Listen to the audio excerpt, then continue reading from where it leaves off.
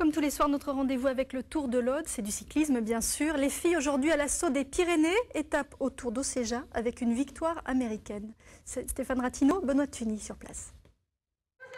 Pousser du col pour se faire une place au soleil, couleur jaune dans le rouge vif de la compétition.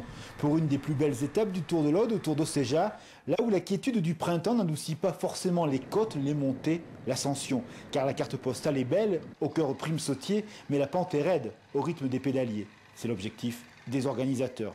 Déjà le col de Creux va faire déjà pas mal de dégâts. La fin, le col de la Lioze achèvera la décision. Puis après, bon, dans la descente, il peut se passer pas mal de choses aussi. Il y a des filles qui descendent très bien et qui peuvent prétendre à la victoire. 3 cols dont le premier effet est de bousculer, de scinder le peloton, du classique en montagne. Avec le col du Calvaire en guise de premier sommet, tout est dit ou presque, ça va bouléguer, comme on chante dans les plaines d'Occitanie.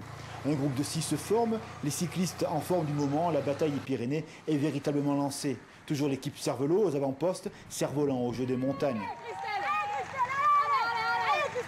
Mais la championne de France, Christelle Ferrier-Bruno, dont on sait le sérieux et l'ambition, maintient les distances à un souffle, pas loin, derrière, au bout de la côte.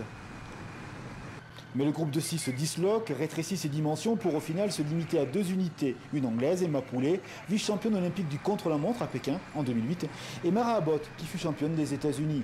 Roue dans roue pour une victoire américaine au terme d'une journée très éprouvante, mais tout est encore ouvert pour l'avenir français. Je suis contente de ma place, 8e. On arrive pour la 5e place et c'est bien, ouais. Ouais. Tout est ouvert 6e, encore. ouais. Donc voilà, on espère que ça va continuer comme ça. Demain au Tour d'Amélie-les-Bains, répétition avec un parcours sélectif et montagneux. Décidément, c'est le printemps du vélo.